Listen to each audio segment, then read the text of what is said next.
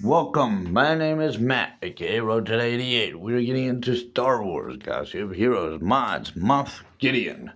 Moff Gideon is known from the TV series The Mandalorian, all 3 seasons. It is a post-Return of the Jedi storyline, and in the past, some of my past videos, I have held some pretty strong opinions against many of Disney's post-Return of the Jedi storyline movies. This is one that I can somewhat try to humor my way through, actually. It's a rare case. Except for the interference of the Book of Boba Fett TV series. That part, I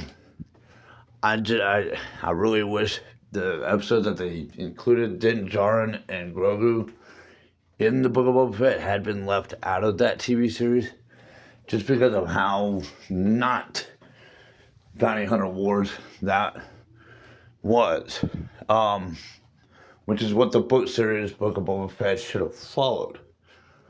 And really, in retrospect, I feel like much, well, maybe not all of it, but okay, I'm trying to figure out the best way to explain this, because there are elements about The Mandalorian that is suggestive of the Bounty Hunter Wars book series. Excuse me. And part of it is like the talks of the bounty hunter guilds, the throw-ins of the IG units. I mean, these. What makes it possible to be able to work through with it is that these are minor little things. Because okay, maybe there's a substation of the guild where Din Djarin's dealing with. That talks about the Mandalorians, because I mean that's somewhat is included with the Bounty Hunter Wars, not to the entirety of it, but it is a fraction of what they talk on. And it has been a while since I've read through those books, but I know that there were suggestive hits in The Mandalorian that was kind of what that would have come from those books. But they did actually, at the same time, create a whole separate story that wasn't just totally ripping out of it. Because the whole idea of a bounty hunter who happens to be a Mandalorian, who happens to be still doing bounty works with the bounty guild.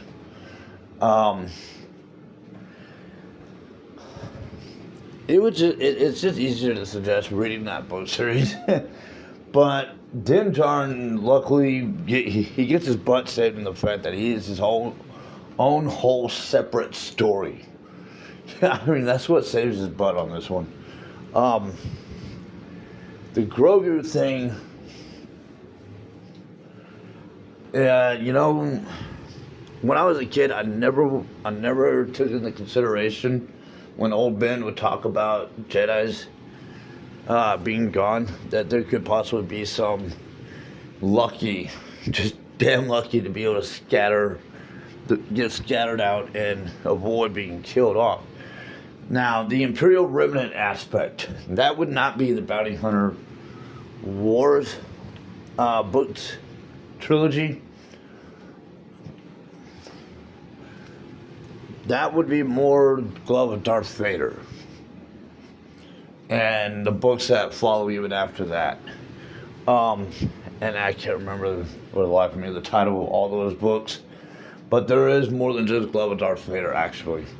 There's, I don't know, maybe 6 or 9 books total in a row where the rebels, as they're reestablishing themselves as a new republic, like Mon Mothma and Leia are kind of heading up, trying to help head up, getting the New Republic put back in place. Mon Mothma, because Bail Organa is gone now, she takes Leia under her wings, kind of shows her, things about Coruscant, of course, and Leia, of course, is kind of investigating about their own parents. Luke rechecks the Jedi Temple, checks about their dad, stuff like that. But they have the Imperial remnant still kind of out and about in places like Mustafar and whatnot. Where they have to kind of scout out and try to find whoever's left of the Imperial and try to get rid of them. And the Imperial remnants, they are all kind of in hiding, but it is not like unknown to the rebels. That's the thing. That was one little, that would be one little mistake out of the Mandalorians. They acted all surprised. Oh my gosh, they're still here. Well, but then again, that was to like Boba Fett, Din Djarin, some of the others. I mean, when you got to like Carson Taven or whatever his name was, I mean, his talks and acts about it was as if, yeah, they're aware of it. They know they're still out there. They're looking for them. There's a certain planetary systems and regions of space that they have to really watch closely at, because that's where the remnants would be hiding. So the Mandalorian is not nearly as controversial for a fan war as what the Book of Boba Fett scored and succeeded in pulling off. It is its own separate story, and in that sense, it gives it a chance. But I haven't seen the new movie that's coming out, but if it is bleeding into some of what the sequel trilogy was all about, then that is something they're going to need to be careful. Disney needs to be careful about, because that can raise a problem. Because there was a lot of things in the sequel trilogy that went against the Young Jedi Knight book series as well as the New Jedi Order book series. They completely disregarded them. Completely. Just like Book of Boba Fett did to the Bounty Hunter Wars. And my generation does not see legend and canon. We don't see this as Star Trek. Star Trek does the timeline, jumping abilities, with the time travelers and all that stuff that they have. But Star Wars doesn't do that. It's never had that. And when you talk about legend, my generation thinks of legend as part of the lores. The lores that predates before the Phantom Menace. That's how my generation's gonna think of it as. They're not doing this legend canon because it was duct taping over a mistake that never should have been made. That's why Disney came up with the legend canon crap, because they sparked a war, and they know they did, and they had to have an excuse to cover their budget. It's not actually helping them, actually. It's actually just making it worse. So, Moff Gideon, he is an Imperial remnant. So, now he is definitely not on the list of Imperial remnants that would have been in the books. He is a whole new character. They made it sound like he was big and major. Like there's... And in actuality, there was actually quite a few. But the rebels also had tabs on who it should have been. They had a pretty good idea who they were looking for. They just needed to know where to look. That was kind of the trick.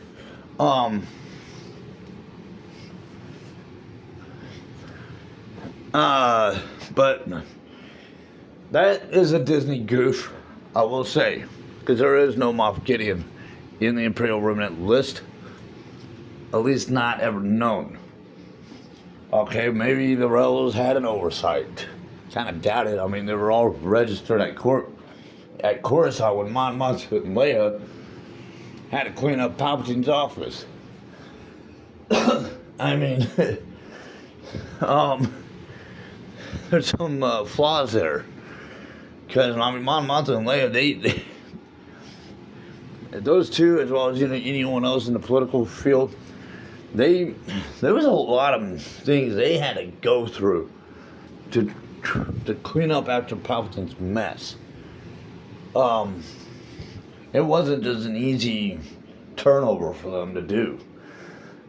So, but apparently Moff Gideon was on that list. So if you go to my first video of my mods playlist, I'm trying to retract my thoughts.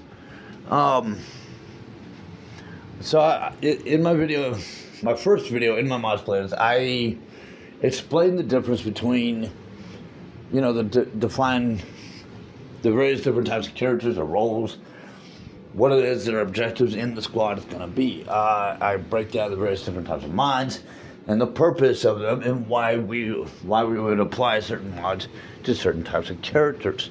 And essentially, it's like why they're increasing, enhancing the various different types of abilities or their role functions, or we're cross-training them to be able to share a function with that of a different role, character role within a squad. Now, Moff Gideon is a support character. He obviously is a leader. He's a Grand Moff would be the actual word. That's another Disney goof. It's not just Moff. It didn't just start off with Moff. It's Grand Moff. It's always Grand Moff.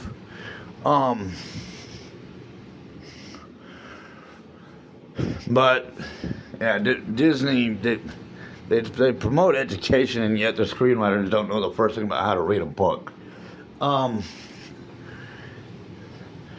Anyways, if you go to swgoh.gg, they recommended speed and health. The in-game tips is recommending speed and tenacity. Tenacity means not easily torn apart. I mean, this guy had a TIE fighter crash. Him and Darth Vader share a similarity, because Darth Vader had a TIE fighter crash, and he still survived that too. But in Darth Vader's case, he was mostly not fully alive, because he is, in the words of old Ben, more machines.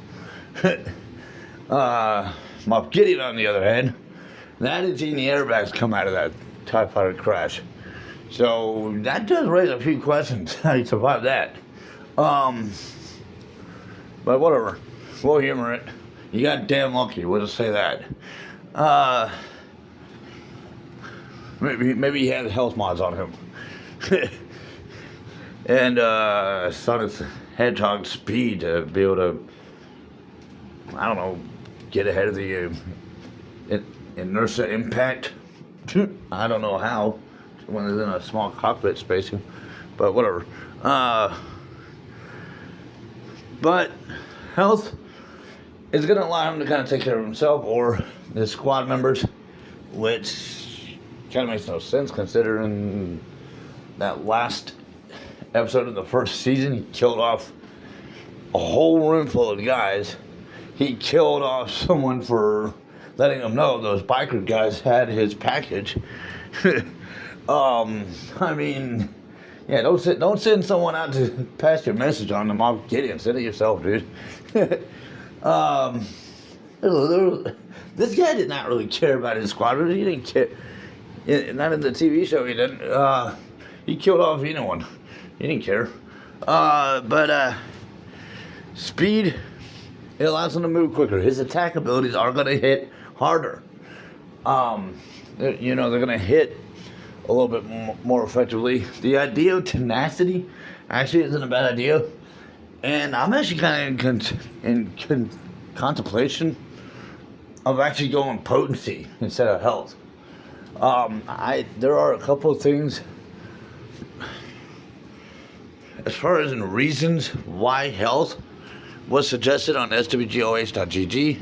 It does raise some questions as to where they were getting that idea. Now you can look at the abilities to get an idea as to what his attacks are.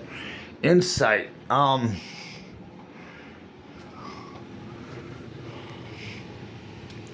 see that right there. The speed makes sense for. Deal physical damage to target enemy and inflict armor shred for the rest of the battle. Well, potency makes more sense than tenacity right there.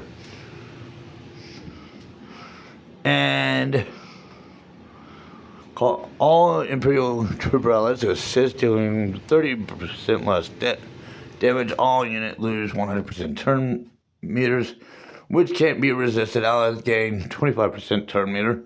Each tank, well, okay, the health might play in favor of that, possibly,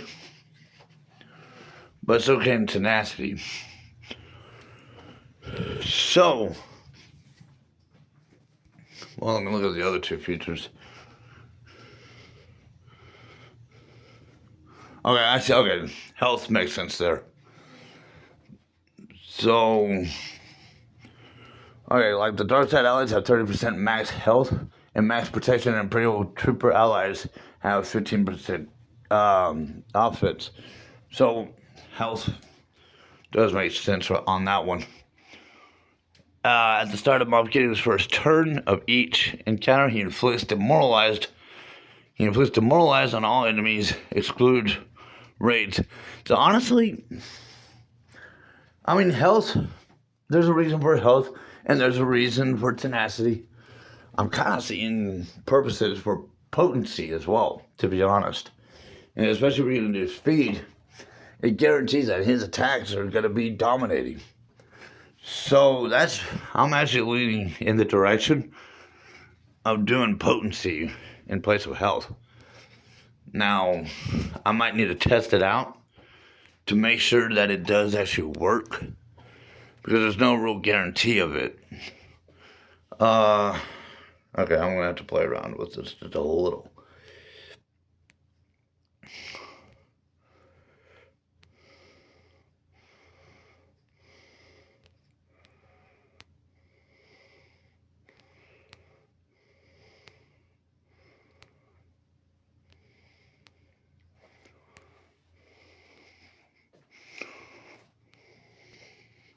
What did I just do?